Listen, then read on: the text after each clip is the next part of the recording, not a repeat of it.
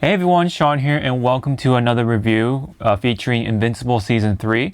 Now we're going to be talking about episodes 5 through 6. We're over halfway through the season. This is going to be, remember, it's going to be 8 episodes and all that fun stuff with no breaks in between, so that's good, right? I'm going to be talking about my thoughts and everything without spoiling things for this segment, and then the next segment I will be discussing more of the spoilers, any spoiler dump of things. So for 5, I definitely thought this was pretty much like the most filler-esque episode. Doesn't really do a whole lot for the overarching story, but it still kind of like adds on to a lot of the side stories, including the sort of developing relationship between Rex and Ray. It does have like a ring to it. Of course, with Mark and Eve, and then even of course featuring the dragon, or that's like the villain of the day, aka Mr. Liu, and of course Titan, and a returning face from an older season, which we will talk about in the spoiler dump of things. So this was essentially like kind of just like bouncing around kind of between these stories, with of course the main story of episode 5 being the dragon, right? Attacks the facility, the prison facility, or whatever you want to call it, to get their man out, essentially.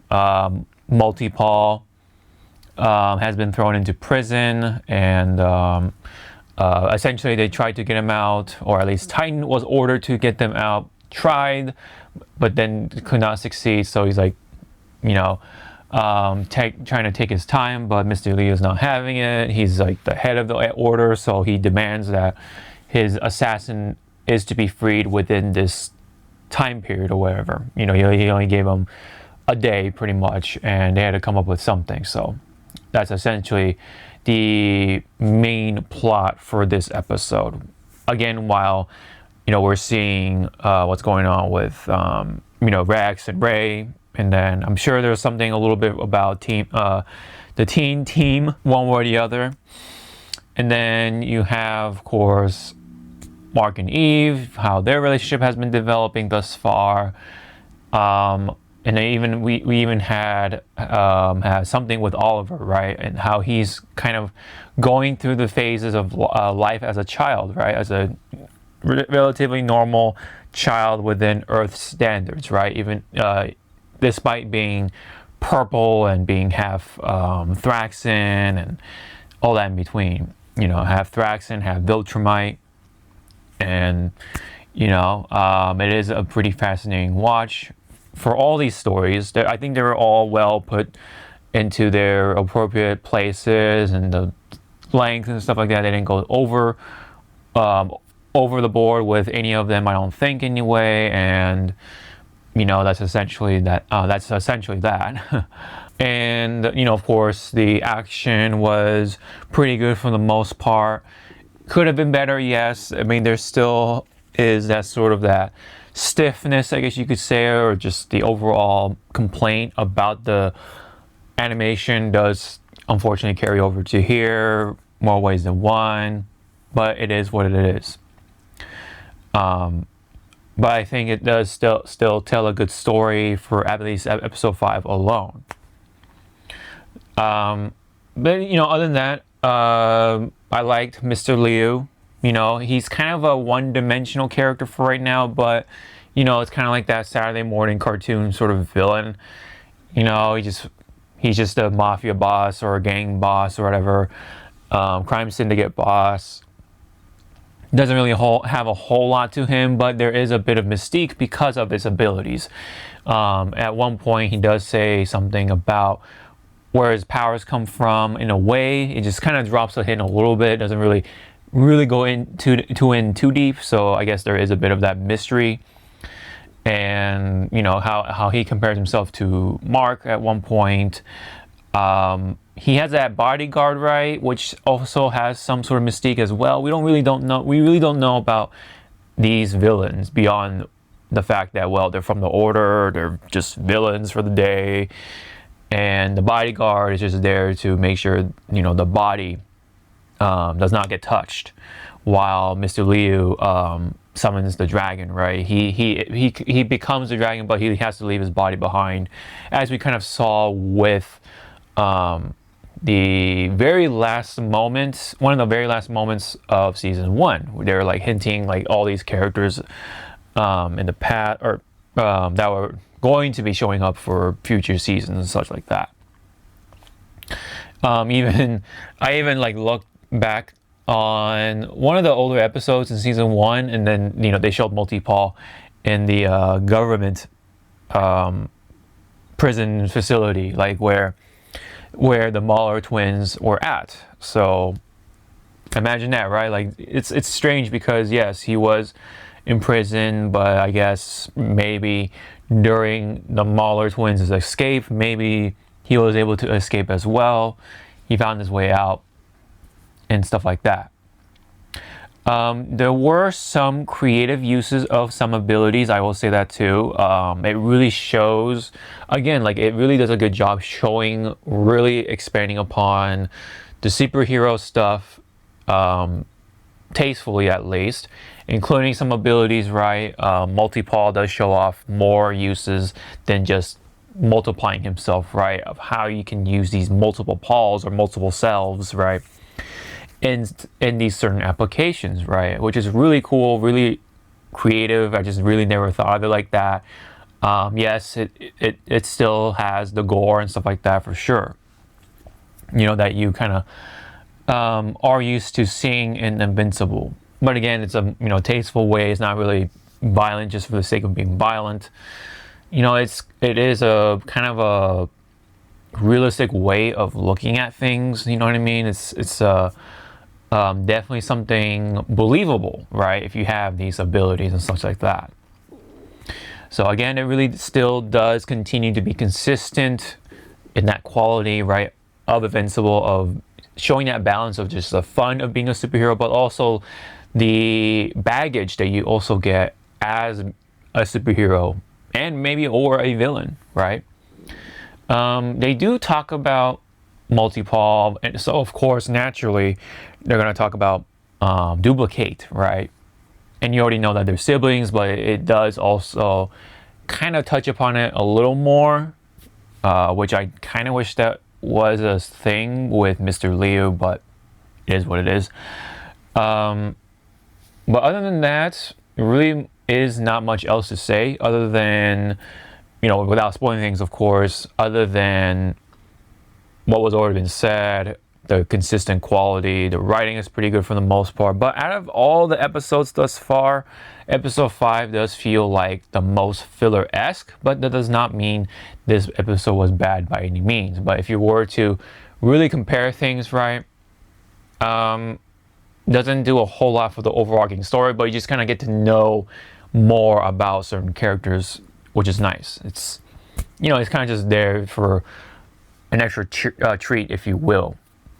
It only kind of like, you know, it only kind of moves the story a little bit forward.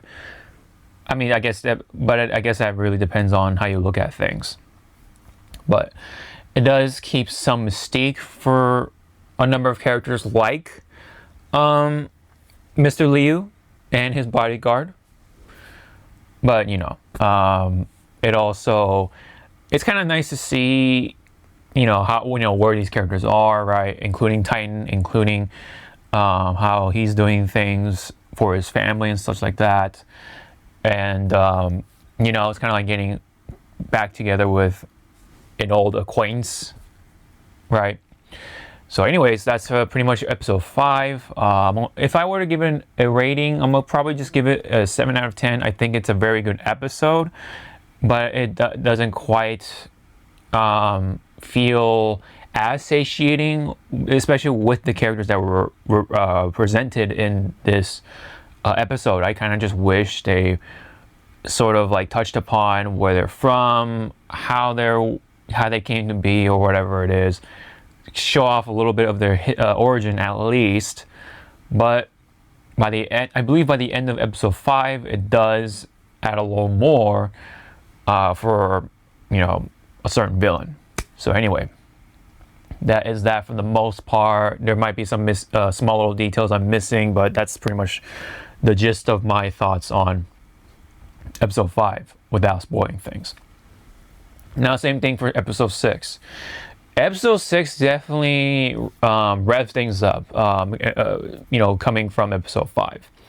This is all about Power Flex and how he dealt with the aftermath of Mark versus Nolan, right? When Nolan, you know, turned face, he you know, he unmasked himself and showed his true colors and all that in between, you know, and then there's that iconic scene when, you know, Mark was thrown into the city and Nolan soon, you know, brought him underground and, you know, put his face or his son's face against the train and made him eat the train, pretty much, including everyone in it, pretty much.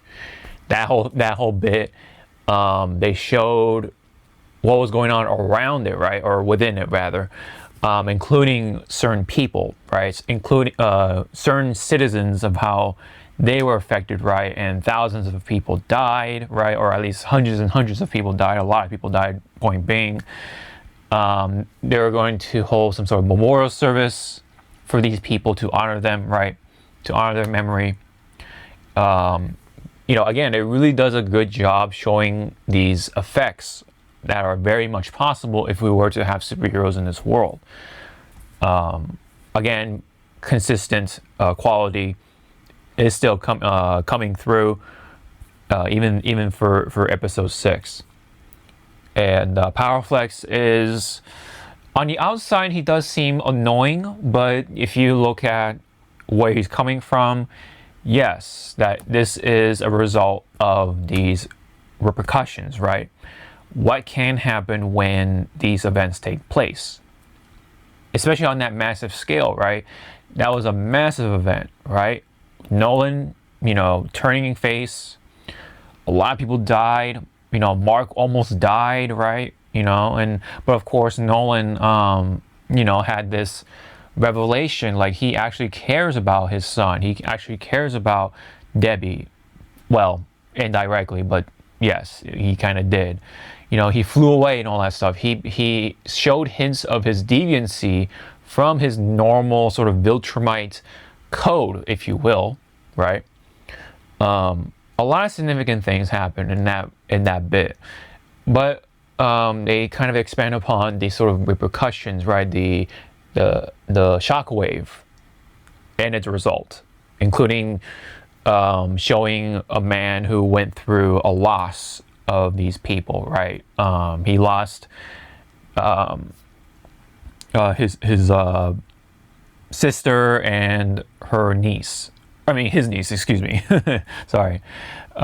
His niece and all that, and that really shows the mental breakdown and everything of what he goes through, and he actually has some abilities, but then, you know, he does things what he thinks is right in order for him to seek justice, right? This is a story of revenge, trying to seek justice from his own perspective, right? But it really shows, even if you understand where they're coming from, ultimately, you know, it's just wrong, right? I mean, it's just a really, really tragic tale for this episode. Yes, I mean, you know, there are going to be memes coming out of it, right? But let me say that Aaron Paul did a very good job portraying this character. As much as it was very, very similar to Jesse Pinkman, in more ways than one. There's a reason why he was chosen for this role, and it's funny of how similar this character it kind of is with Jesse from Breaking Bad, in case you didn't know already. So you'll know and see the lines, and then there's this great gag during that introduction of Powerflex, right, with the title card and everything. That was super hilarious, I thought. It was just funny. And then we even had an appearance of Shapesmith. I honestly forgot that he is voiced by Ben Schwartz, aka Sonic, right? So you kind of definitely hear more of that Sonic, right, in this episode more than ever. So it kind of is really funny of how things all kind of connect for me anyway, because I like Breaking Bad, and I do like Aaron Paul's performance in Breaking Bad, of course, along with a lot of people. And then I like Sonic the Hedgehog, of course. So having these characters come, quote unquote, come together in a way, you can kind of make a meme out of it, or a fan-in or head canon that Sonic and Jesse met together at some point and they went about, right? So I thought that was funny from that perspective, if you want to look at it that way, you know. But overall, this is supposed to be a pretty serious one. It does move the story forward in a way, especially by the end of it. We do see one important scene by the end, and it will start to wrap things up, and it really sets up a foreshadow of what could become and stuff like that for our hero Mark, aka Invincible. And there's also a little more on Rex and Ray with a pretty surprising twist. We even catch up with more of Teen Team, but more specifically Robot or slash Rudy and Monster Girl. So that is what I can think of, right? And then we see even more of Debbie and I forget his name, but the new boyfriend, which also was mentioned in the fifth episode. My apologies. I think that was the one of the few details I missed. But their relationship has been tastefully evolving. I like how they're incorporating that into the story, because it is, again, it's believable, you know, of where Debbie is from, and then how Paul, I think his name was, let's just call him Paul for right now. Paul, you know, has some internal conflict because how he sees Debbie, and from his understanding of where Debbie is actually from, right, where she, or what she was going through before, you know, her and Paul started to really, you know, get involved, right? I think he can be potentially you know, a good boyfriend, and maybe someday a good stepfather for both Mark and Oliver someday. But we'll see. We'll see where this goes. But they definitely have included Paul in a more tasteful manner than what other shows would do with these types of characters. So, yeah, I mean, again, more believability, I say. Maybe does it get in the way for some people? Absolutely, right? There's always some people that don't like these types of stories. With something like Invincible, it is what it is. But I personally find it a little more interesting, right? To add a lot of these layers along with all the other sub-stories or side stories that's been going on. But it's all kind of connected in a way, because, yeah, Debbie is Mark's mom, of course, right? And Oliver's mother as well, of course. And we have Oliver, right? Going to be a pretty important character later on, I'm sure, as a half Viltrumite, half Thraxan, and how he deals with human society and human culture and human standards, right? So anyways, Powerplex, back to Powerplex, is just, you know, back to the whole tragedy thing. It's just hard to watch, honestly, but it is understandable where he's coming from. But does that mean is he right? And that could be a point of debate, if you will. But, you know, ultimately, it's kind of, it'll become obvious once you watch the episode, you know, with how Mark deals with Powerflex, or rather how Powerflex deals with Mark, right? You know, depending on how you see things. We even see a little bit of Donald, right? And you can kind of like take away how much you want, depending on how much you're willing to do that for Donald, right? If you're really interested in Donald as well, the Donald fans, I guess, could get something out of this as well. So quite a very quite the satiating episode as well, with all the stuff that's been happening within that episode. I personally liked it. I thought it was also funny in the unintentional manner, but you know, a good episode overall, I think. Again, especially if you like Aaron Paul, if you like Jesse Pinkman, and all that in between, right? And let me see, is there anything else I'm possibly missing? Kind of not really for this, without spoiling things. So anyways, that's pretty much all I got. Other than, let me see if there's anything else.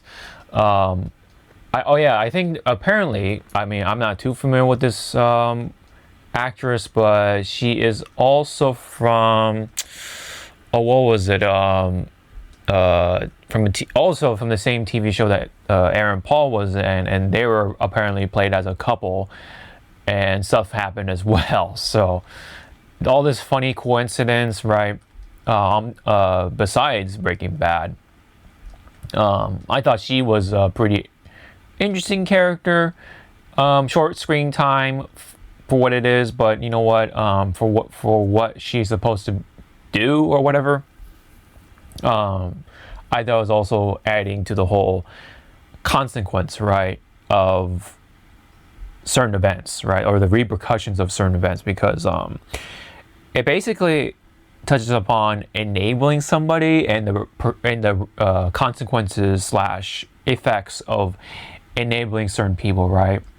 You know, because of what Powerflex is going through, and if you're essentially, I don't want to say talking to the wrong people, but if there's nobody to tell you like, hey, this is wrong, or this is not the right way to do it, then there are going to be consequences. And within the world of superheroes, right, with superheroes, yeah, the scale is obviously going to be very, very graphic in that matter. So I thought I'd throw that in there because that's pretty important, for at least for Powerflex anyway. But anyway, so that's all I got for that one. I think if I were to give it a score, I think honestly it could, I think it's a pretty good 9 out of 10. Very, you know, I guess you could say there's just so much to it. There's a lot of layers if you're willing to break it down like that. So I say 9 out of 10. Why not? You know, it definitely at least an 8. So that's pretty much all I got before I go too long on the review side of things for episodes 5 and 6 for Invincible Season 3. What do you guys think? If you have any comments about 5 and 6, keep it spoiler free, please. Leave them down below. We'd love to read them. And don't forget to hit the thumbs up and the subscribe button for more videos like this. Really appreciate it because it does, it really is helpful for the channel. So again, this has been my review for episodes 5 through 6 for Invincible Season 3. We're going to go into the spoiler dump of things, but before that, thank you very much and hope to see you all in the next one. Sean out.